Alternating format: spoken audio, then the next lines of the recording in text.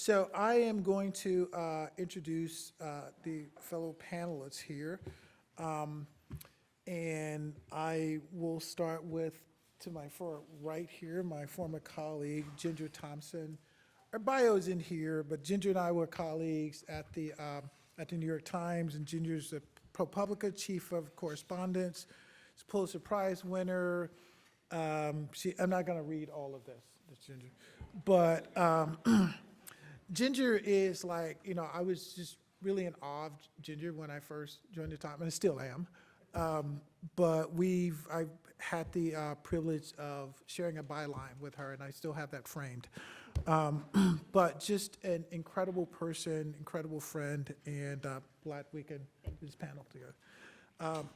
And Alexa here is a new friend who I just met, about a year ago or something? And we've had a chance to really partner on a number of things, but she's the executive director of the UC Berkeley Human Rights Center, which is the winner of the 2015 MacArthur Award for Creative and Effective Institutions. And she's also a lecturer here at UC Berkeley School of Law and School of Journalism. And we've partnered on investigations into human rights abuses into Myanmar and a number of other. And last but not least, the person who pulled me into that whole Twitter thread and got me attacked by this dude in Canada who said that he was more famous in Canada than I was. And I was like, was there like some debate about that? So Rebekah Sanders is, by the way, he's not.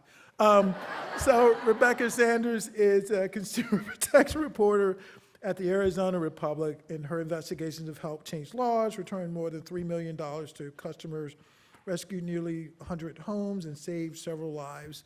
And again, she is the person that kind of started all of this stuff with her tweet and the responses to this. It is actually, I was saying to my fellow panelists outside here, so the longest I've ever been on Twitter. This thread went on for like 7 days. And we joke, but, and by the way, again, I am more famous than that dude in Canada. Just FYI, just wanted to. But we joke about this, and there's numerous panels about like grant writing and journalism and new business models and all of those things, right? But we rarely, if ever, talk about the most valuable thing that we have in journalism, which are you, the people here, right? And we can have all the money that we want, we can have all of this stuff, but if we don't take care of people, then it kind of really doesn't matter, right? If we burn out people and we churn through people. So I think that we need to have this discussion, and I'm really glad David, Gita, and others created this panel, because this is a maybe the most important topic that we can talk about here. And just to say a few words before I come to my panels here is that people are not cogs, right? People have lives, they have feelings, they have ambitions. And it's our job as news leaders to model new ways of managing, right? And I think that we have this thing in journalism that if I had to go through this and the editor yelling at me and throwing stuff and all of this stuff, then you have to pay your dues. And, for excuse for people who may find this objective, but fuck that. No, we don't have to do that, right? And that's not how we should do this as news leaders, right? If people are doing the work, there's no reason you need to pay your dues for any. And what does that even mean anyway? Paying your dues, right? Like, just because I went through something doesn't mean I need to subject you to it, right? Like, we can do better than that. And I think we get better journalism if we do that, if we treat people like they're actually people, like they're our colleagues, and that we care about them.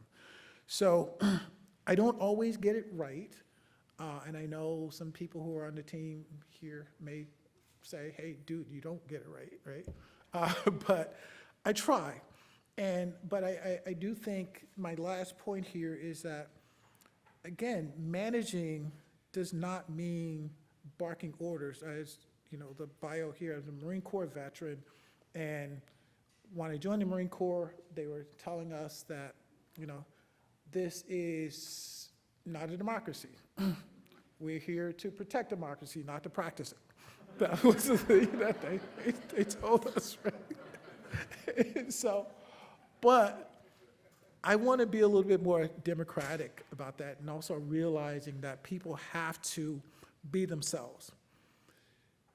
We have these incredibly talented people that go out and they find these documents and they get this data and they change laws and they do all of this stuff, and they're these watchdogs. And then when they come back, we want them to be puppies, right? Like, okay, no, you can't, like, right. And so you're supposed to roll over and do that. No, like, you have to take people for who they are. So anyway, that's my sermon. I'm gonna end there and start to get into our discussion here. So I want to open it up with the person who started this and got me attacked by the mad Canadian, Rebekah. So, Rebekah, if you could just talk a little bit about like what led to, obviously you laid it out on the tweet here, but just sort of,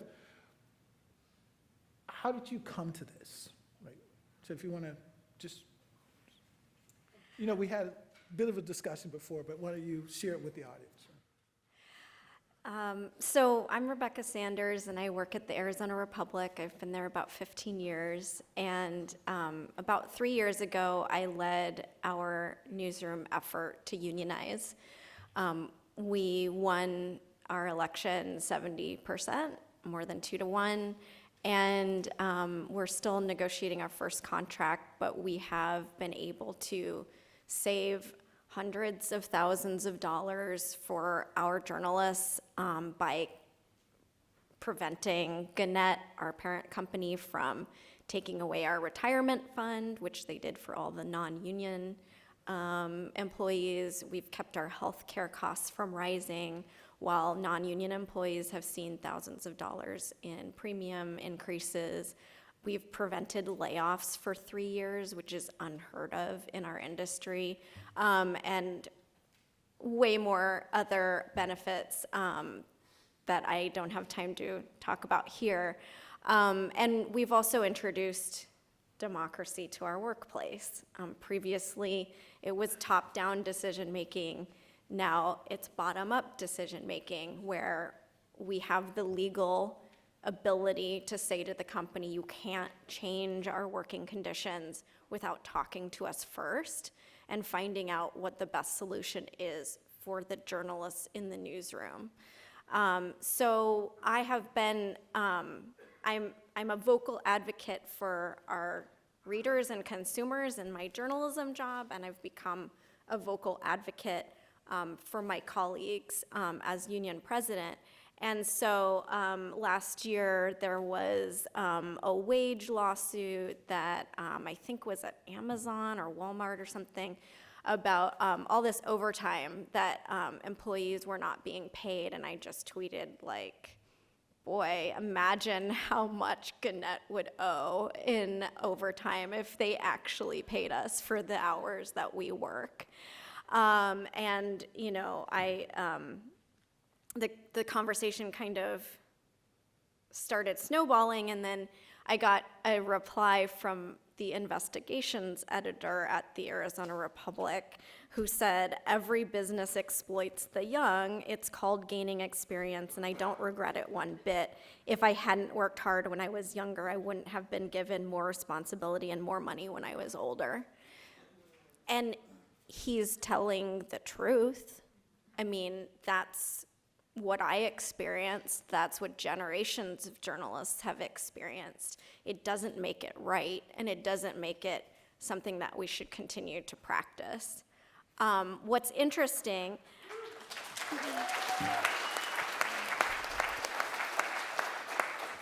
to be clear, he and I had coffee the next week, and we made up, and he understands the error of his ways. But he actually prompted, like, I'm grateful to him because he prompted a national conversation that has been taught in the Berkeley Journalism School, I'm told, and is, prompting a new generation of journalists to demand better of our systems.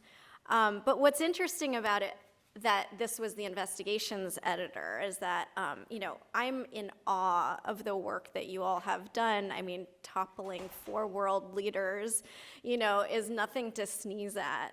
But, have you ever had the thrill of actually biting the hand that feeds you? And by that, I mean actually investigating and challenging the power of your employer. Because there is a very odd phenomenon that I have witnessed in my own newsroom and in other newsrooms, that it is often the star reporters, which typically are in politics or investigations, that when there is a union movement in the newsroom, or when the people around them are starting to talk about the exploitation and injustices that they face as workers in the newsroom, they turn a blind eye and often ally with the power structure. So we're super excited to challenge authority when it's outside our building, but the minute that injustices are being pointed out in the desk next to us, we close up. And my challenge to every one of you is that you don't close up, that you stand in solidarity with the people next to you in your office, and you challenge the pay inequities, and you challenge the overtime exploitation and all of those abuses and trauma that are happening to us and our colleagues. And if you're a manager, I understand you're in a really hard position because you're caught between the top decision makers and your journalists who are asking for more, asking for better. But you can be an ally too. And you can demonstrate in your everyday interactions with your employees that you care about them, that you care about their future, that you'll give them the support that they need, and that you don't think it's right for some of these abuses to happen. So I'm sorry that was really long, but that's my stump speech.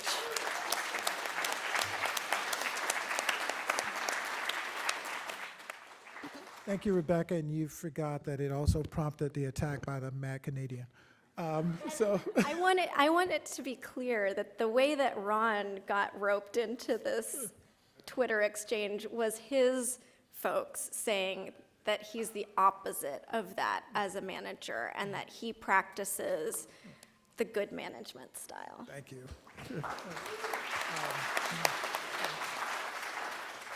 Ginger.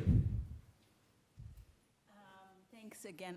I really am very grateful to David and to the Logan Symposium for inviting me and for having this conversation. I was saying to my co-panelists that this is the kind of thing we used to sort of talk about after the conference, or in the hallways, or on the telephone, and really, if you think about what you've heard over the last day and a half, it is about journalists doing some of the most stressful work that you can do in this profession, right?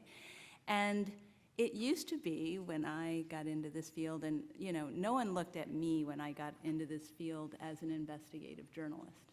I was going to cover the poverty beat, or I was going to cover education. I certainly wasn't going to go to Latin America and write about drug cartels, right?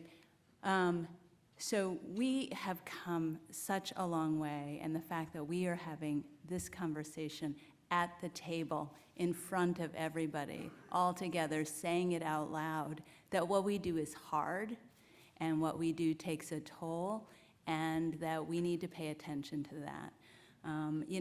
The best reporters aren't the ones who just suck it up and take it.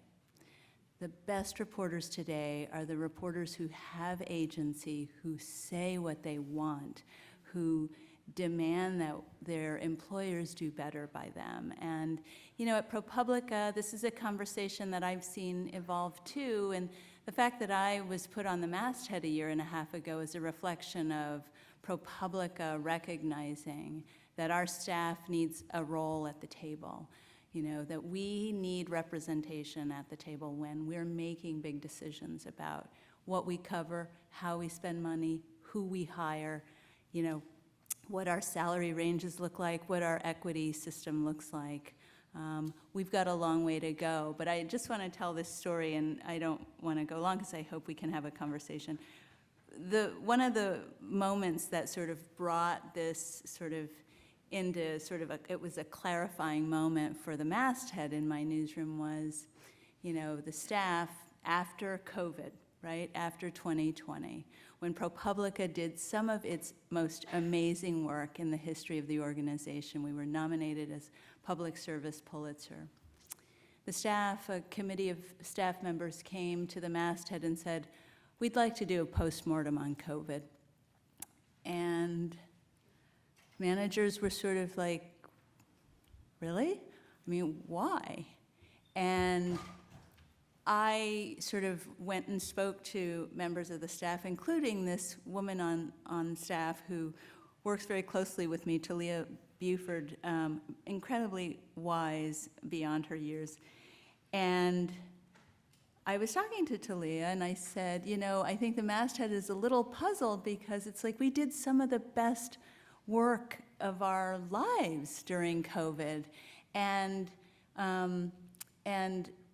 she said, and I said, and the masthead sort of is worried that the staff is saying they never want to do this again. And she goes, does the masthead understand that both things can be true, right? We did some of the best work of the history of the organization, but people on staff don't want to have to grind themselves into the ground all the time to do it. How do we do? That's why I think the question at the heart of this session is so important, because that's what the staff is asking. That's what all of us are asking. How can we do the best work of our careers, but do it in a way that doesn't leave us feeling ground down, spent, burnt out, that has so many of our youngest, most brilliant people leaving the profession because they just don't know that this work allows them to have a real life, right? And so I'm looking forward to sort of talking more about what we're doing at ProPublica, and I'd love to hear what you all are doing. Thank you, Ginger. Alexa, we were talking earlier, and you said, well, let me go last because you guys are journalists, so I bring a different perspective to this. So you are a lecturer in the J School as well as law school, and you both run a center that does human rights work, but you also work with journalism, and I'm sure that you deal with some of the same things, but you see like both perspectives. So can you talk a little bit about that? Absolutely, thank you. And thank you so much to David and to the Logan Foundation and Logan family for having us all here for this conversation. So the Human Rights Center is a multidisciplinary hub that was set up in 1994 in the very center of campus to be a place where people from very different disciplines could come together and work on issues of human rights concern or social justice concern more generally. It was started by an individual who became a human rights advocate after having backpacked through Argentina in the 1970s. He just happened to be there working for the Associated Press on the night of the military coup, was beaten up, thrown in prison with his brother, and the next morning evicted from the country, and all of the people with whom he was jailed that night were never heard from again. And so that really launched his career of thinking about how do we investigate these kinds of crimes. He, of course, was ejected from the country, and it wasn't until 1983 that he was able to get back into the country and on the ground, which also opened up the idea and the questions around how do we investigate these things in moments of crises and times of conflict when it is so unstable and very difficult to collect the kinds of witness testimony and physical evidence that may ultimately be necessary for the kinds of reporting that leads to justice or the kinds of cases that lead to justice. One of the things he did when he got back into the country was he was asked by a series of people to help with the exhumation of mass grave sites and to begin the process of trying to identify the disappeared and reunite families with their loved ones when they were still alive, or kind of help the family understand what had happened to these people. When he got into the country, he found that it was still such a politically difficult issue that the forensic anthropologists and others with whom he was intending to work were just like, I can't touch this for a whole host of reasons. But what he found was that there was a group of students who were deeply passionate, who wanted to basically seek out the answers to the questions that were circulating.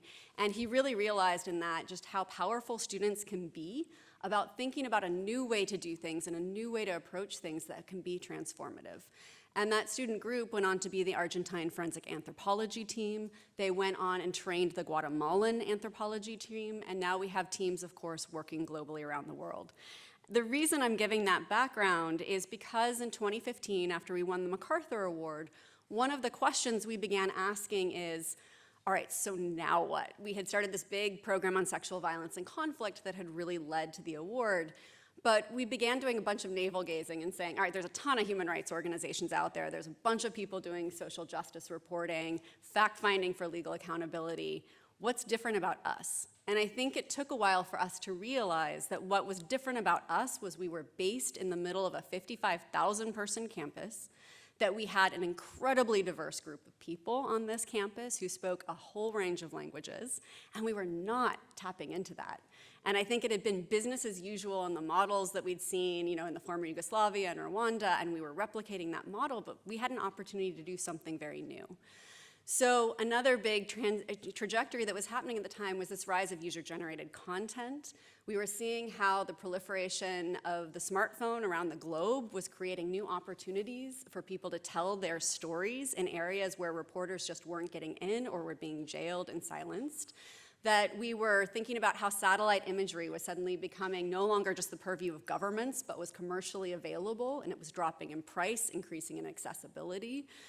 Thinking about the rise of big data analytics and how that was helping us generate new insights and the quantitative information that could really enrich and give context to the qualitative storytelling. And so we launched something called the Investigations Lab. There are several amazing pioneers of that lab who helped to build it from the onset.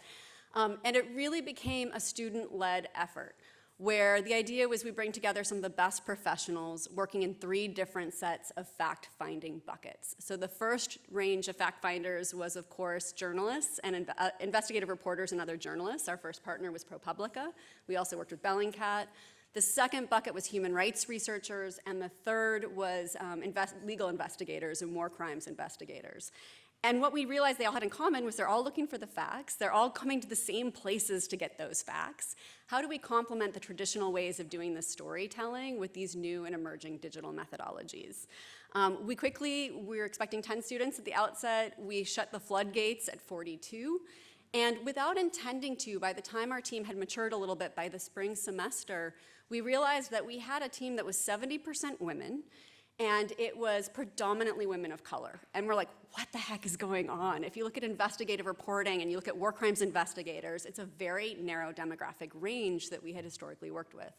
And I think a big piece of it at the outset was we realized the questions that we were going to be asking were the kinds of questions that were gearing us towards a certain kind of people that we were looking to bring in, people who had cultural knowledge, who had the language skills. One of the things that's really been shocking is how rarely the language skills are available in some of these fact-finding teams for the very communities that they're trying to build these stories around, and that's often our biggest gift to our partners. And that they were people who cared about the social justice mission because they had stories and context that they could bring to that fact-finding. So we had our first semester, and I'll quickly wrap because I know I'm going on way too long, but we did a showcase at the end of the first semester for a couple of members of our advisory board, and one was Elizabeth Farnsworth, who had worked, of course, for PBS NewsHour for quite some time. And she saw how the students had built these investigations using digital information. And she said, Alexa, what these students are doing is absolutely brilliant, but how are you going to keep these kids safe? And I turned to her and I was like, oh, shoot, I really hadn't thought about it because we're thousands of miles from these sites of conflict. And what I quickly learned is it's much like drone operators. We all thought if you put people flying drones over conflict areas, they're suddenly safe. But the psychological toll becomes even greater. And so when we did our original threat modeling around these investigations, it kept coming back. One of the things you do with threat modeling is you're identifying what your assets are that you need to protect. And it kept coming up, our most valuable assets was the people who are running our investigations. And that's what we needed to be paying attention to and trying to build these models for the future.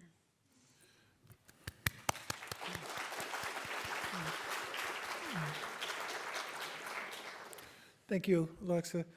So let me just start and ask about, like, let's start talking about solutions, or at least models for how we deal with this. And Ginger, you had started talking about ProPublica, so can you talk a little bit about what you all are doing, and then I'll the others. Yeah, one of the things that I think is really important in terms of building a culture that sort of embraces the idea of sort of valuing the health and wellness of our staff along with their journalism is how they're managed, right?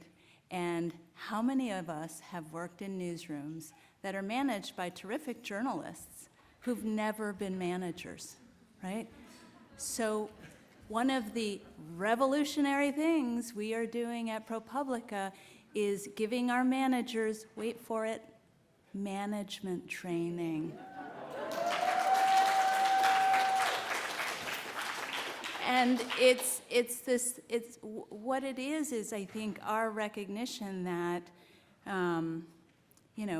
you can be a terrific journalist and understand how to manage a story and understand how to edit a story. Doesn't necessarily give you the tools to manage a journalist who's stressed out or who, is having trouble managing both their work and their home life, right? And we actually had managers come to us and say exactly what I just said to you. I was sort of made a manager and never given management training. And after COVID, I saw stress levels in our staff that we've never seen before. And I don't know what to do. And so we are doing that. We are sort of, so to me, the culture change has to come from, as Rebekah said so very well, it has to come from the top first. The top has to really sort of say to the staff, this is important. Managers, we are going to be looking not at only how many stories your reporters produce, but how many vacation days did they take? We're going to look at, we're going to give you tools to help you better manage your people just as much as we want you to manage their work. And then we're trying to say to the staff, you have agency, right? Not everybody wants to sort of take their vacation before they finish a story. Some of us want to grind our way through a story and then take time off. So I don't think, we want to sort of hold our staff's hand and say, it's your vacation week now, go to vacation. But we want our staff to feel that they have agency and that they can come to us, tell us that we want to hear from them when they have a need that is not related to their story, that is related to themselves, to their wellness, and that we are going to, we care about that, and we have tools to help them. That we have resources, we have structures, we have an ability to sort of provide whatever help we can. Is it time off? Is it a sabbatical? Is it just sort of moving to a different subject? Like, you're tired of writing about juvenile justice. It's just, you've done it too long. You need a change. You'd like to write about corporate accountability. I don't know. But so we are, there have been all kinds of new staff-led committees that have come up in ProPublica over the last year. A committee on inclusion. We've had a diversity committee, a very active, very sort of engaged diversity committee for years now, who lead our efforts on diversifying our newsroom, on making our newsroom more inclusive, empowering them to sort of have their own meetings, have, meetings that they call, that they arrange with the masthead, to sort of talk about policies on pay, policies on vacation time, policies on burnout, mental health care and what resources are available to us. And so trying to have, empowering the staff to do this and training our managers to be able to sort of interact with this conversation. Thank you, Ginger. Alexia, you were starting to talk about, protecting your asset, the most valuable asset, your people. And so what are some of the things that you are doing for this? Because, I don't envy the work that you all do. And again, I think that people assume that just if you're in a conflict zone, you're more exposed than if you're not there when you're just watching it. But so what are the things that you put into place, or systems or whatever that help to help them deal with the stress and the kinds of things that they're seeing? I think one of the most important things is to figure out how we get from a place of hubris to a place of humility. I think the best things that have been done in the lab and at the Human Rights Center to try and get to some degree of resilience and satisfaction has actually come from the students themselves and from the members of the staff themselves. I think it's very easy for all of us to make assumptions about what people need, but we're often taking our own kind of biased perspective. And what a 21-year-old just starting their career needs is going to be a very different thing than a 40-something-year-old parent of two. And it's really important to ask the question, how do we get this from, I think journalism at its worst is an extractive industry. We're extracting these stories, we're using them for our own, awards or acclaim for our organizations. At its best, it's generative. So how do we always challenge ourselves to ask, how do we get from extraction to generation of something? And I think one of the things I've begun to do is ask myself, how do we get to the win-win-win? And it's not just a win for the person who's doing the work and a win for the organization that I'm also part of. It's the how do we think about the win for the partner? How do we think about the win for the organization and the win for the individual? And it's amazing how often I think there's very lazy solutions sometimes of like, oh, well, we just need you to go cover this story or do this project without really doing that careful conversation first and doing the fact finding to see what helps. I think wearing the sociologist hat, I often think about it also, and sociologists talk about how you get social change. And there's really three things that you think about. One is the individual level of what needs to change. The second is the cultural level that then supports or reinforces or fights that. And the third is the structural level. And so when we know what we need to change, I think it's often how do we empower people as individuals to be the advocates they need to be or to challenge what they can challenge, but to recognize it can never stop there. Second, how do we start to shift the culture in little tiny ways, maybe around the edges? And I think, conversations like this are a big part of beginning to reset the norms and the expectations. And then the third, the structural ways that people get promoted. Just one quick example is we had a former student who had this extraordinary set of fact-finding skills. She went to the UN, she dazzled the people there. They wanted to give her a job contract. They offered her the job. And then the bureaucracy revoked it. And the reason was because structurally, you couldn't be an investigator without an advanced degree. But the best in the world don't have advanced degrees in this. They've just been there, working in digital spaces. So thinking about how our structures are ultimately slowing this down. And then finally, I think I'm working on a book with a colleague, Andrea Lampros, who's also the co-founder of the Investigations Lab, a former journalist. She came from Berkeley journalism for her graduate degree. And Go Bears? yeah, we've been asking people all over the world. We've been asking investigative reporters, we've been asking neuroscientists, we've been talking with content moderators, how do you keep yourself resilient given the kinds of work that you're doing day in, day out? And I think we've really landed on there's sort of three different things that we need to be thinking about as supervisors and supporting our teams on.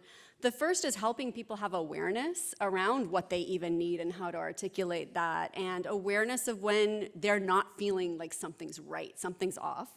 The second is the tips and tricks. How do you actually start to build the infrastructures or put processes in place that are going to protect you from the worst parts of this industry?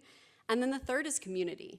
I think in having interviewed, I did one big project where I was interviewing a lot of men who had been detained at Guantanamo Bay, Cuba, and the question I was asking them as they came out of these facilities was, what would you say is the worst thing that happened to you? I was trying to get at how I was suspecting that law was failing to protect people through its prohibition of torture in the ways that these men were actually experiencing these facilities. And what came out of that was, while a few cited the physical abuses as some of the worst things they experienced, the majority was the attacks on their identity. So thinking about how identity and community really come into this work and how we support ourselves through community is so important. And recognizing, I had one woman I interviewed from a big social media company who was a content moderator, and she said, I was working on this one video that popped up in 2014. It was of a very famous rape case in Egypt. Many of you may have seen it or heard of it. And she said, I was trying to get the people in the company to take it down. I could just identify with this woman. Her face wasn't blurred. It was being circulated everywhere. And she's like, I finally got called into this office room of about 10 male execs, and they're saying, we need to leave this up because this video could start a revolution. And she's like, but you're starting a revolution on the back of this woman. What does she actually want? And when she got her personnel review, like a few months later, the line was, she needs to not take her job so personally. But this job is so personal, ultimately. Thank you, Alex. Rebekah, I think that's a good segue into, talking about like the staff needs. Like we talk about like getting managers training and things like that, but what about the staff? Like what role does the staff play in this, in trying to reshape how we deal with each other in the newsroom? I think that what you all shared are wonderful elements of how to make a newsroom more sustainable for the people in it. I would just add 2 other key parts that I think we need to work on as an industry. One is mental health, and the other is pay equity. So I personally see a counselor every couple of weeks and a marriage counselor every couple of weeks, and it has changed my life. And I think every journalist should be doing talk therapy, honestly. But I also, because I am ingesting people's pain all day long. And when you then layer the pandemic on top of that, and then you layer the difficulties that your family and friends are inevitably facing from time to time, it can get really overwhelming. And I will give my bosses credit that during the pandemic, a number of us said, we need counseling in this newsroom because everyone is so stressed out. And so they used the employee assistance program that provides counselors for free to us. I think it's one of the best benefits we have, to come in and do sessions with our newsroom a couple of times. And the response was enormous. So many people went to those sessions. And they were both some small group sessions and individual. And when I had an individual session, she said to me, I have worked with any number of employers across this country, and I have never met employees more traumatized than at this company. And I wasn't surprised. And I think that we should be having those counseling opportunities available to our journalists on a regular basis, let's say once a month or something like that. And I think some newsrooms are experimenting. I'm pretty sure the Washington Post had a regular therapist who would come in every, whatever time. So I think we need to be taking that mental health seriously. I'll also say, I'm a survivor of sexual violence. I think that there are all kinds of stories that we do that we care about because we've had a personal experience with it, but sometimes dive into it without always checking in with ourselves and realizing when we're being triggered. And I have a friend in the newsroom who's African American. He's doing a story that has these racial issues, and he was just telling me about just feeling really triggered this past week by that work. And I think it's incumbent on us as journalists to recognize that and then communicate with our bosses when we need to take a step back and when we need to take a breather, and for our bosses to check in with us and see how things are going and ask not just how is the story going, but how are you?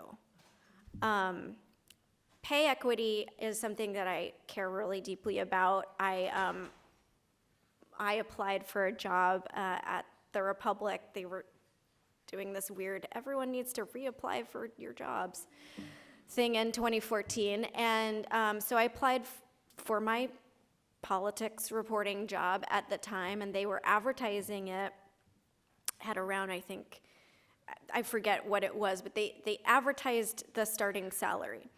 So I apply for the job I'm already in, and they say, yes, you are the best person for this job.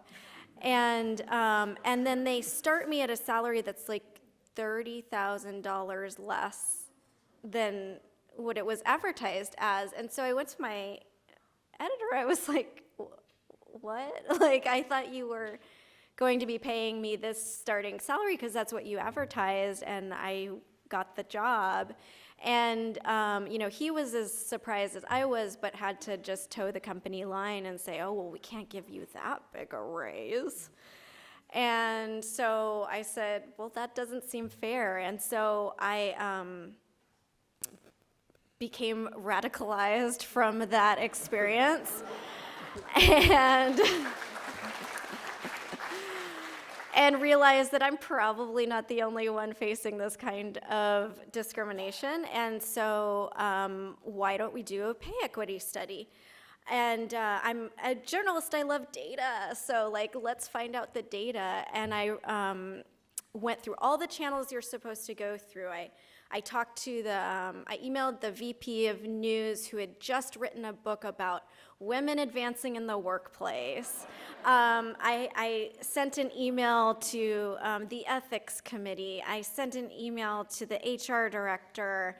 And then I went to the the women's employee resource group. And boy, they thought that was a great idea to do a pay equity study. And then they talked to the executives, and it wasn't that great an idea, actually. And we'll fly an executive out to cater lunch with you and your buddies at the newsroom, and I'll tell you that you just need to advocate better for yourself. So then I learned that if you unionize, you have a legal right to all the pay data in your newsroom. And so we unionized, and we got all the pay data, and we got all our best data reporters to comb through it for 9 months, 500 Gannett employees across 14 newsrooms, and found horrific pay inequities that the executive had told us at the lunch did not exist. We blew it up last year and released that report. And it was the first time that anyone had ever looked at, the pay disparities at Gannett. And we did another study just recently on our new data and found very similar things. And I wanted to show a few of the graphics. At the racial reckoning panel yesterday, we were talking about pipelines of diverse journalists. My feeling is that we have gotten better at hiring diverse journalists in our newsrooms, but we really suck at retaining them. And a lot of that has to do with pay.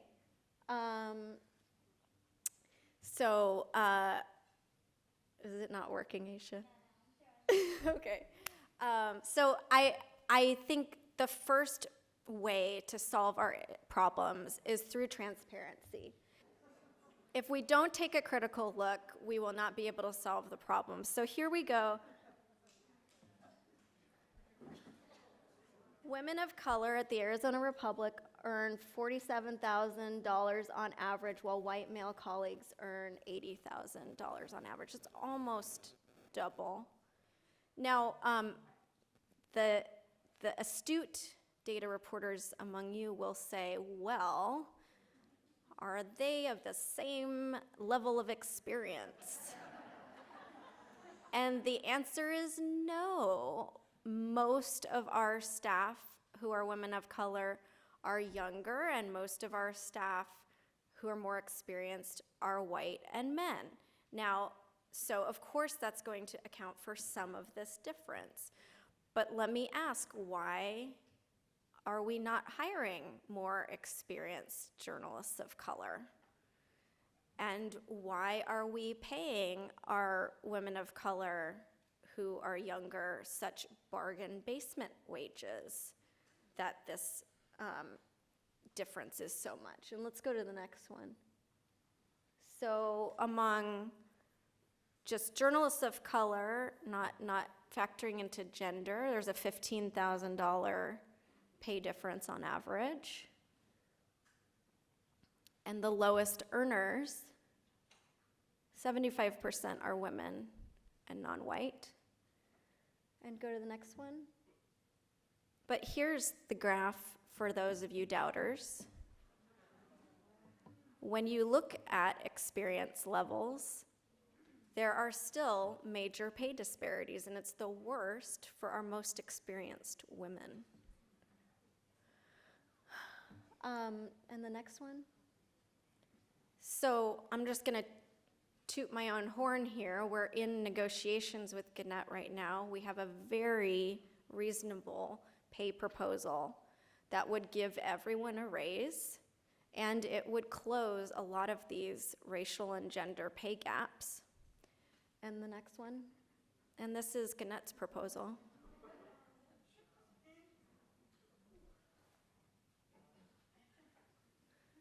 So that's what we're up against. But I am very convinced that we will prevail because many, many, many newsrooms around the country have unionized in recent years, and many, many newsrooms are winning enormous raises, enormous benefits improvements, enormous protections for jobs with their union contracts. And if anyone wants to talk about unionizing, you can come to me afterward. And then here's the retention issue. 50% of our staff has turned over in the last 3 years. We have a staff of about 120 and about 60 have left, and 2/3 of those were women of color, were women, people of color, LGBT, and or had disabilities. And that is in large part because people literally cannot afford their rent. We have journalists who are driving for Lyft, working as waitresses, selling Tupperware, all kinds of things to make ends meet. And you cannot maintain a diverse workforce if you are not keeping up with the cost of living and allowing people a path to see themselves in journalism years and years from now. That's one of the things I'm most proud of with our pay proposal is that it gives automatic raises every year based on your experience level. So you can see, okay, if I stay here for 5 years, I will make this amount and I can save for my kids' college fund or I can buy a house. Now it's just up in the air. No one knows when they'll get a raise, and so there's no future. And I think if we can give people predictability, we'll keep a lot of staff. Is that, do you have, is that? So that's the turnover that Okay, we've no, had. I'm saying is this the. I think that's it, yeah. Okay. So I want to bring up one more thing, and then I want to really open it up for questions because we're going to 5:30, so I want to leave plenty of time for questions. So I think this has been a fantastic conversation, and I think there are a lot of things to both think about, and also maybe there's things that we can replicate in different places. But I did want to bring up this because I had a conversation about this earlier. For folks who are like, okay, these things are great that you guys are talking about, but you work at one of the largest nonprofit news organizations in the country, you work at a major university in the country, and you work at one of the biggest media organizations, and then I work at one of the biggest media. What about small, poorly staffed, 3-people outfits that are non-union? Like, how do we help them to achieve some of the things that we're talking about in these bigger newsrooms and maybe even smaller universities? And anybody can take a stab at. Ginger, you look like you want to say something. I don't know. I'm not sure this is the answer, but I'm going to say this anyway. ProPublica in the last few years has sort of launched a local reporting initiative that I think is not only about that is about both sort of empowering these newsrooms to do dig in places that they don't have the resources to dig. And that means sort of giving some of their reporters and some of their editors some of the support they need to do that work. And that those partnerships are sort of about excellent work, but also sort of sharing a bit of our culture with their culture. It doesn't address sort of long-term the financial predicament of these news organizations in the long term. I think but I think if these stories help remind those communities and the nation in general of the importance of local reporting, perhaps that it will build a bit of a groundswell around local newsrooms. But I think that is one of our biggest challenges. I've sometimes wished I was actually part of a smaller organization, because a lot of the biggest stressors and my frustrations as a supervisor often is coming from the bureaucracy of which I'm a part, which sometimes shackles me in terms of what I can actually do for the people I'm trying to advocate for. I don't think I have ever offered someone a starting salary that wasn't the very top of the range that I was authorized, because it's that moment where I'm hoping to engender some degree of trust. I think Brandy talked about trust and truth and transparency, and I think it's my obligation that even when I have to say no, that there is hopefully enough trust that they know I'm telling them the truth, and I'm giving them what they want from me in terms of that transparency. I often think about the kind of social science around procedural justice. We did a big study where we interviewed over 600 people who'd suffered in 4 different countries in Africa from conflict areas that had cases now at the International Criminal Court. And one of the things that was kind of circulating in the news was that all these people wanted their day in court to tell their story. And actually what we found is that they actually didn't care if they went to The Hague. That sounded like a big headache to a lot of them, to be honest. What they really valued was the chance they wrote out their story to become a party to this court case in the first place. They just wanted someone to know what they had gone through. And there's a whole body of literature that says sometimes the outcome in a court case is the answer is no. But where they find people are willing to accept that no is when they feel like they have been able to say their piece, they have been heard and respected. There's a book that I really appreciated when I was doing my write-up on the experience of Guantanamo detainees called The Life-Giving Gift of Acknowledgement. What we all want deep down is just to be acknowledged. And I think that's something, no matter what your financial circumstances are, you can always give, even if it's something as simple of let's have a conversation or go for a walk together or have a dinner as a team, or here's $50, you guys go get ice cream today. It's a little cost for a huge investment in the community we're trying to build and the cultures that we're trying to change. Okay. Rebekah? Yeah, I would absolutely say there are so many things you can do that don't cost money that will give so much a better work-life balance to your folks. I mean, we had an issue where we had a bunch of vacancies on our web producer desk, and so the manager rejiggered everyone's schedules, and now all of a sudden, some people are working till 10 p.m. and then turning around and doing the 6 a.m. shift. And some people are getting a change to their schedule like 24 hours before, and some people are getting days off on Monday and then a day off on Thursday. And we said, this is making everyone's life hell. There's got to be a better way. We said, hey, you guys figure it out. Is there a way to cover all the shifts in a way that doesn't put you through all of this rigmarole? And they figured it out, and they brought it to the manager, and they said, could we try this instead? And all of a sudden, everyone's having a much more sane work-life balance. It's not that hard. You just have to ask for your people's input. I would also say, I think one of the greatest myths perpetuated by journalists themselves is that our industry doesn't have money. We, in general, are still a profitable business. We're just not making 20% profits, but we're still making, in most cases, a respectable margin that a lot of businesses would be happy to have. If Gannett has $100 million that it's currently planning to put into stock buybacks, if it has $8 million to pay our CEO, if it has enough money to give $600,000 pandemic bonuses to our executives, it can afford our pay proposal.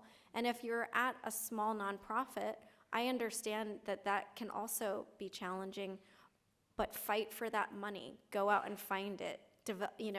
Add to your development team. We should move away from the scarcity mindset to support our journalists, because it's really, really important. Thank you, Rebekah.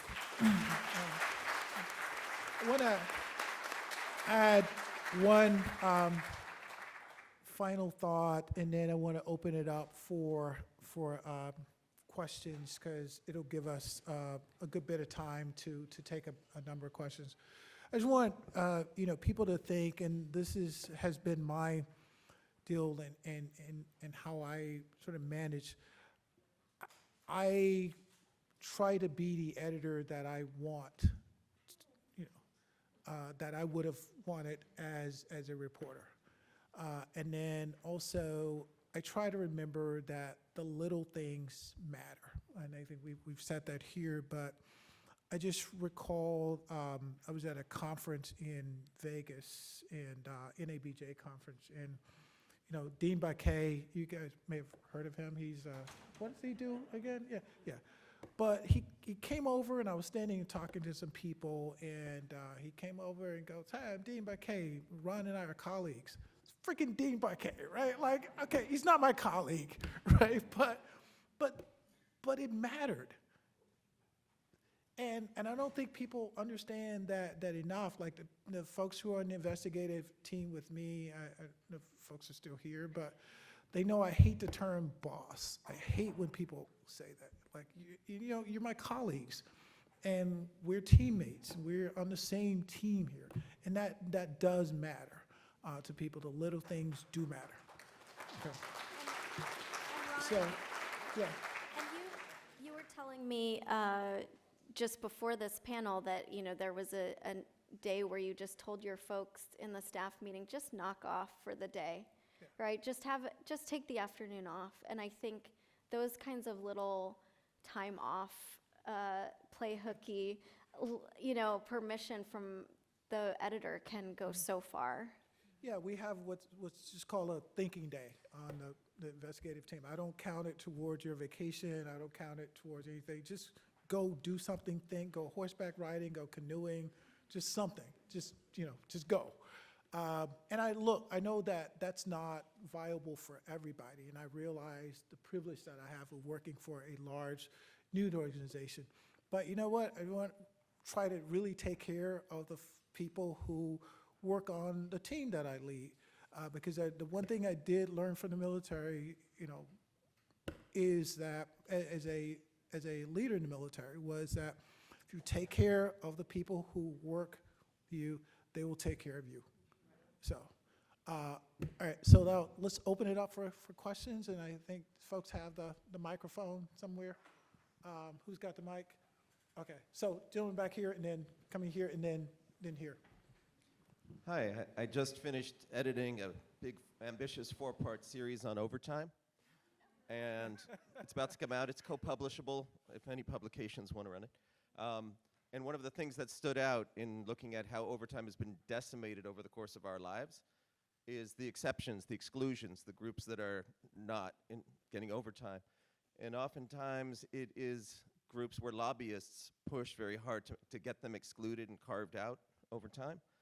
And then we noticed that journalists, of course, which from a lifetime of experience, have worked for a ton of different media, never had overtime in my life. But it seems like a very concrete response to the Twitter exchange at the very beginning of this, right? Because it's kind of people's mental health and being supportive, all those things are wonderful. We were saying we'd love to work for you, Ron, just because you seem like you'd be such a great person wherever you ever worked. Dude, you can have the day off. Just go. Right? Yeah. And a colleague of 30 years of mine works for him and has always said wonderful things about him. But all of that aside, all of the chipping away and encouraging people to be healthy aside, journalists could be writing about things like, why don't journalists get overtime? And what they include themselves among the many groups that in some cases used to get it and don't anymore. Right. So I just wanted to make that point as a very explicit thing, because you were each responding in sensitive and thoughtful ways, but the core thing that you began with felt like it was escaping, is that we don't earn overtime, at least not the vast majority of us, and it's not legislated in states and in federal law. It's not there. So I don't know if you have any response to that, but it just struck me as something that was important to say. And this is I'd love to talk to you afterwards, because this is an area of law I have been exploring after that Twitter exchange, that there are also misconceptions about who's eligible for overtime that employers exploit. So I have a lot of people in my newsroom who say, well, I'm not eligible for overtime, when actually, if you look at, I'm told by our lawyers that they would be eligible for overtime. So I think we need to do a better job of educating ourselves about what we are eligible for. And I mean, labor law in this country is incredibly weak and has been weakened by lobbyists for years, and hopefully the tide is turning on that, because we're already seeing a lot of great decisions coming out of the Department of Labor the NLRB that is helping some, but we need to do a better job of protecting workers in all sectors. If I can just add on to that, I mean, I think this idea of exploitation and fair pay for fair labor, one big question that I often have is like, are we playing a short game or are we playing a long game? I'm fiercely competitive, and I think, and it took me decades to finally acknowledge that, because I think of myself as very collaborative, and I am, but I'm also fiercely competitive.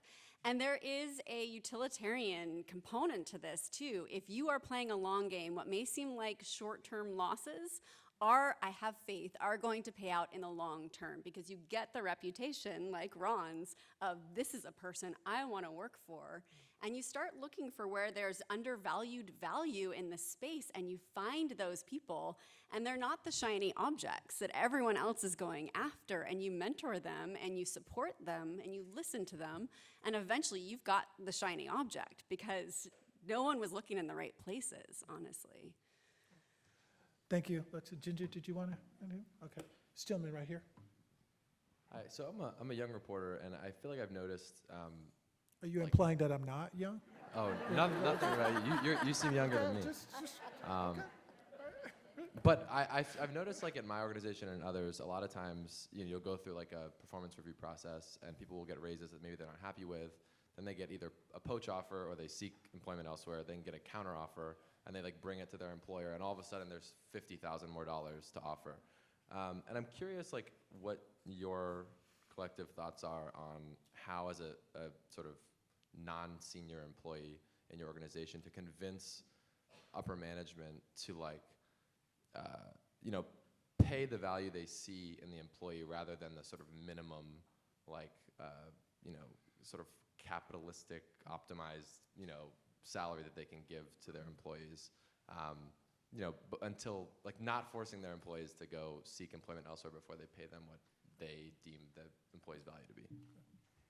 I would like to take that. You know, I think this is something we grapple with a lot at ProPublica. We get poached all the time.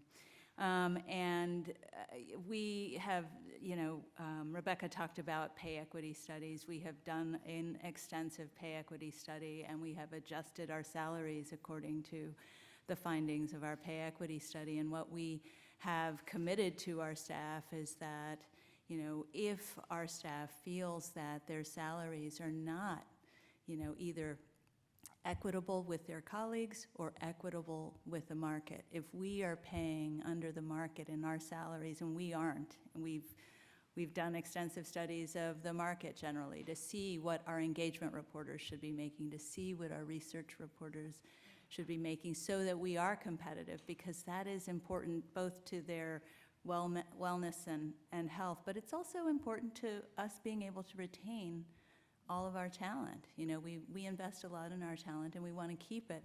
And so trying to sort of get ahead of the poaching conversation is really, you know, by keeping an eye on the market, keeping an eye on what our competitors are paying people. When we get a poach like that, and we see that someone else is willing to pay something that we weren't, then we think, okay, are we off somehow? Is our pay bands off? And we look to adjust, but it is, you know, it's a constant sort of move. Our pay equity sort of numbers move as the markets move. I just want to think, I try to preempt the poaching thing, and so I have a thing with folks that will say, look, if you are unhappy, so come talk to me, right? And if it's about pay, then let's talk about pay. If it's like what you're doing, then it's what you're doing. And I will try my best to do what I can to keep you here, right? Because I don't want to lose anybody. Like, I'm uber competitive. Like, I want to win everything, right? But if I can't, then I'll write you a recommendation letter for where you want to go. Because I invested in people as people too. Now, granted, I don't want you to leave, right? And I want to like chain you to the room and like keep you in there. But, you know, if I can't, then I don't want you to stay here and just be dissatisfied and not being productive, right? Because my job as a manager, you know, put simply, is to try and remove all the impediments that keep you from doing great work, right? And so I don't want you sneaking around and, you know, looking for a job. If you feel that you're at that point, just come and talk to me first, right? And let's talk it through. So I try to preempt the poaching so we never get to that point where we try and play each other off of like, okay, you know, this is what they offered, and then this is what this place offered. Yes. Hi, I'm Sue Cross from the Institute for Nonprofit News, and I just wanted to shed a little light on the really good question of what happens in smaller organizations. So most nonprofits are small. They're under 10 on either average or median. But we do a compensation study every 3 years, which actually came up from our members saying, we don't know if we're paying equitably. And so we do it, we're about to do another one. This is 3 years old, but actually the pay levels and the benefits were about the same as the commercial field. And because they do have to compete for talent in that same field, a little more flexibility on vacations and the soft benefits, right? The two exceptions are founders of news organizations often work for free. And they donate their time that first year or so, and we don't have good numbers on those first couple of startup years. But the other thing I would say that changes things is it is, as Mazen said, it's a very different culture. So 95% of our members annually report their diversity stats.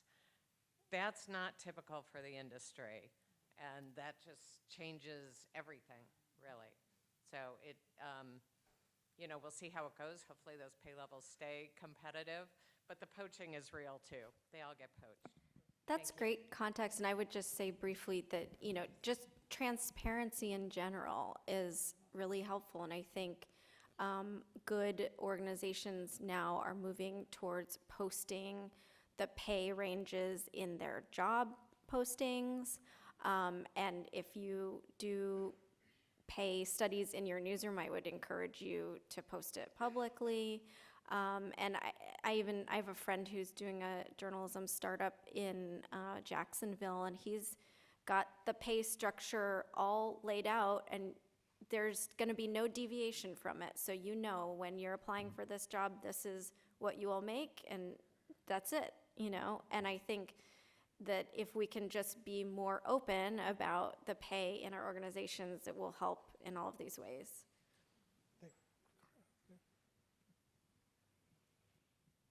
What, Hi. nobody on this side of the room is going to ask a question? I mean, okay. No, go ahead. I'll make it's just a quick observation. Ricardo Sandoval, I'm the public editor at PBS, but I'm also 41 years into this business, and the numbers I saw up on the screen here are pretty frightening, and I'll tell you why. I'm an immigrant. My family immigrated to the U.S. from Mexico when I was about 8 years old. My parents are farm workers, and the numbers I saw up there are reflective of a farm worker industry.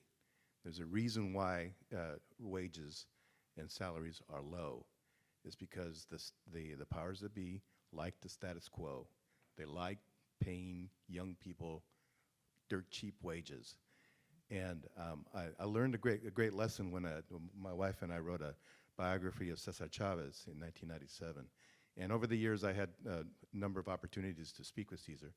And I asked him, what was the difference? And what is going to be the difference for people in your organization, in the union? And he said it was organizing and lifting up voices for each other. And I think it's time we start organizing again. And it may not even have to be as a union, but there are institutions out there that can help raise the voices on these issues. NABJ, NAHJ, AAJA, we're all there. SPJ, we can lift a common voice. And I think it's time. Those numbers up there are pretty scary. But believe me, I know those numbers, and they're pretty damn scary. So.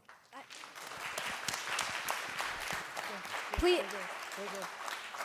I think please, if you're interested in showing solidarity, follow News Guild on Twitter, because that is the Union for Newspaper Journalists, and we have organized literally thousands of journalists in the past 5 years.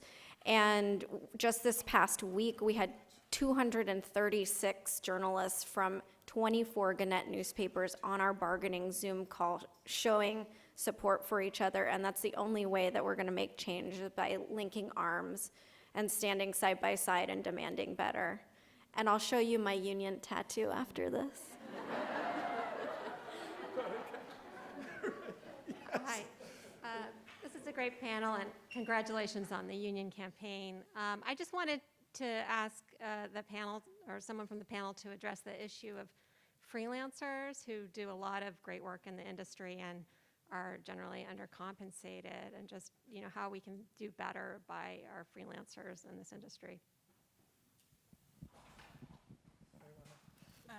We use freelancers, not often, but we have worked very much with freelancers and do some amazing reporting for us. I think they're like our staff. We work very hard to make sure we're above market in terms of freelancers. I would argue that they could use some organizing as well. There are organizations that have recently begun to provide support to freelancers who work in war zones, to make sure that they've got the safety and security, the training they need, access to mental health services when they come out of the field.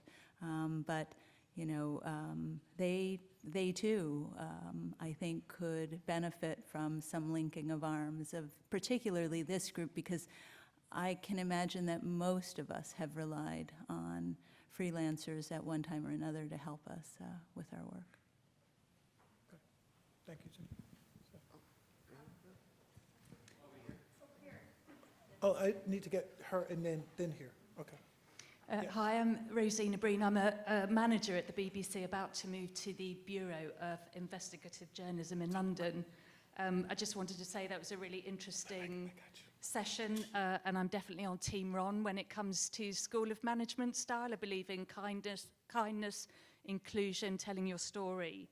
And to some of us, those graphs are not surprising. I was just going to ask about skills.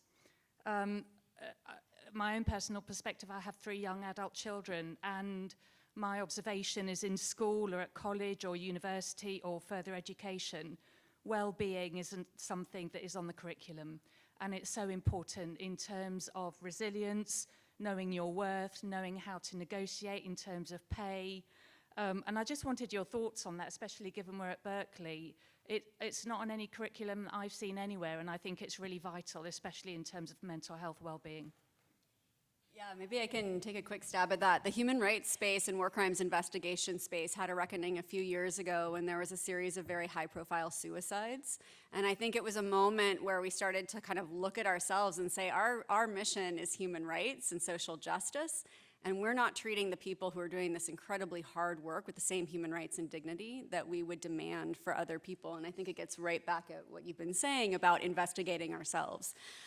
When I teach war crimes investigators or investigative reporters on how to use new forms of technology to supplement their traditional fact-finding, we'll give a menu of the different modules we can do, like ship tracking and flight tracking and geolocation, and inevitably they'll come back to me and they're like, we don't need this, we're tough. You're either tough or you get out.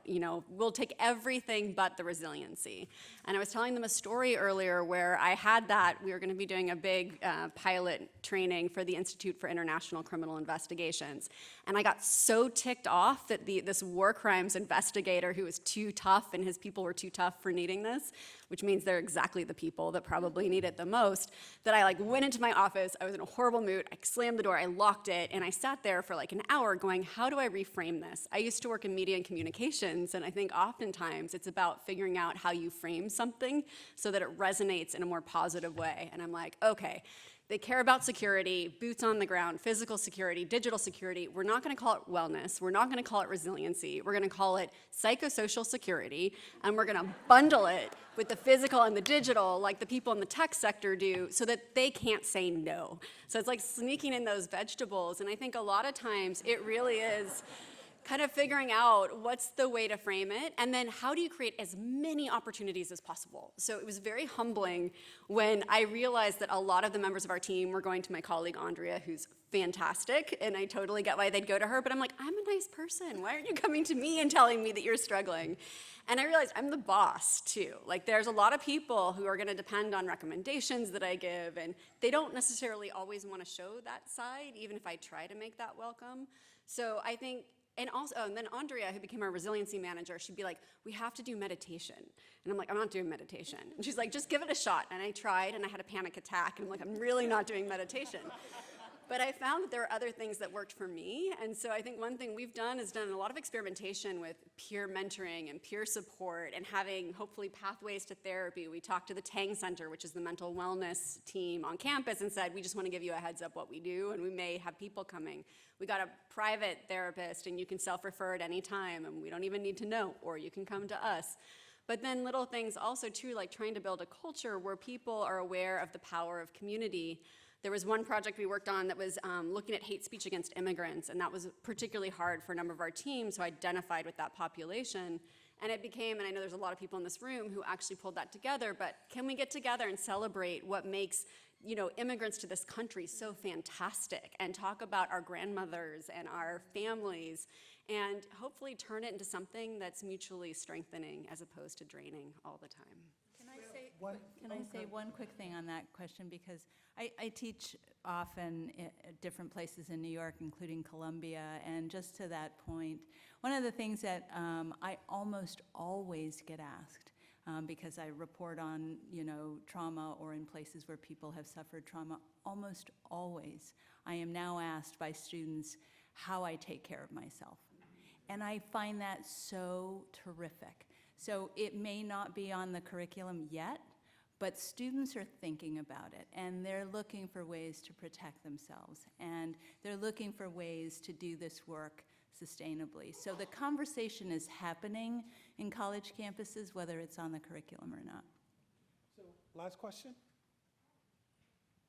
Thank you all. Thanks for being leaders on this. I've really enjoyed hearing from each of you. I wanted to talk a little bit about, I'm also an educator and I have lots of students, and I found that there's, they're not always of color, but there are young students of color who've graduated, they're working these jobs, and they can find themselves in toxic environments. And, whether there's a union or not, there can be, many of them have then described to me these attempts to try to report, a particular person that they might be working under. And the power dynamic is such that it can be really difficult. And there's, they'll often describe, and, I don't know the details of it, but they'll describe things like executives tend to protect other executives, or they don't want to rock the boat. It's something that's very awkward unless there's outright evidence of some kind of a fireable offense. And it's not solved with something like management training and let's send you off to this program for a little bit.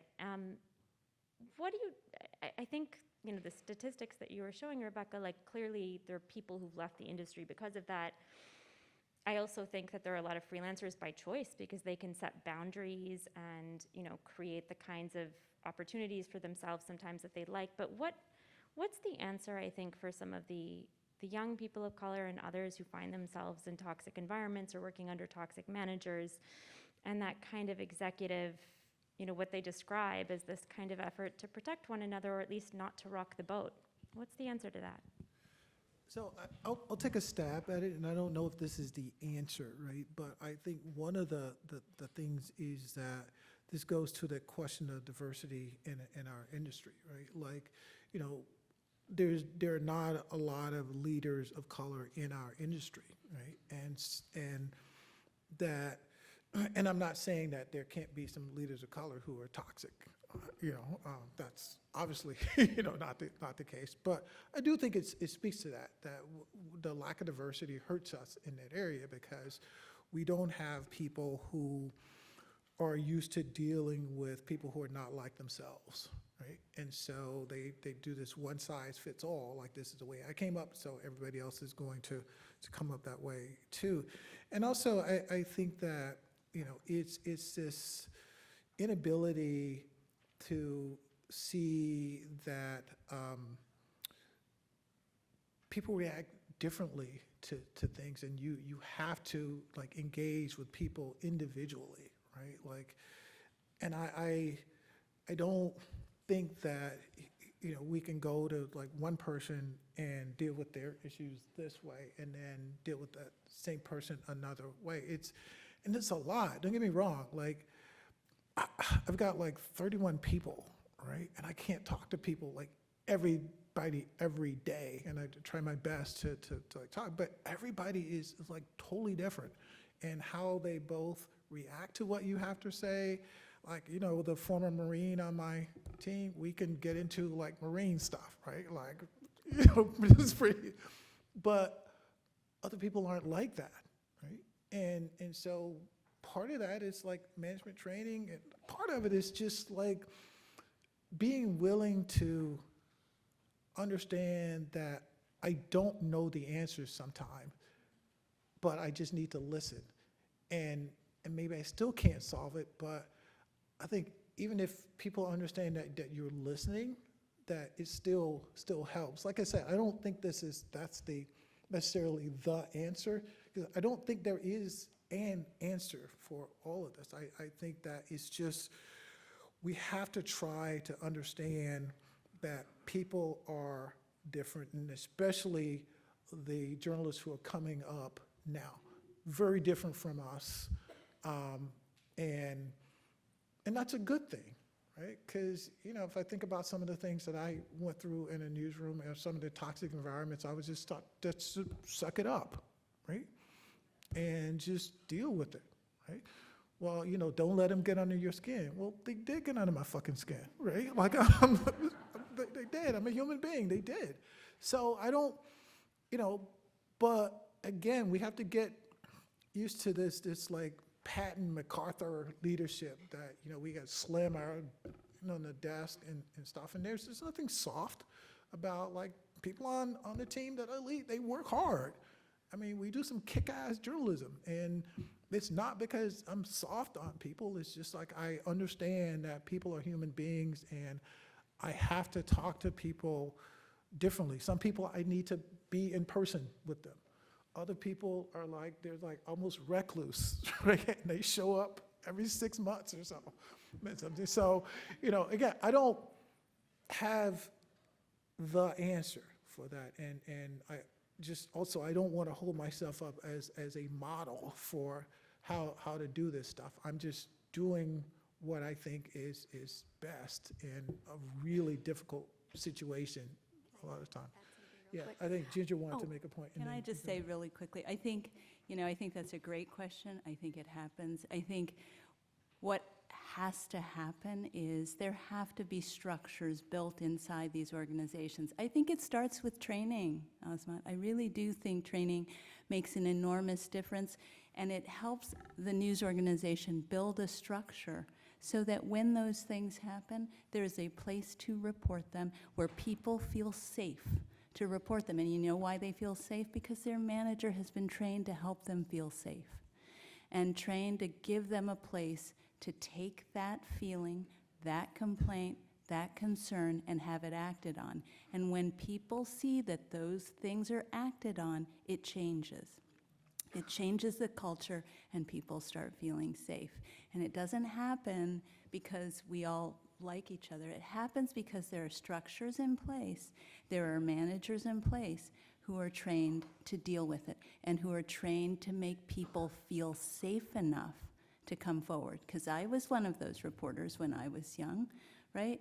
I can imagine many of us were.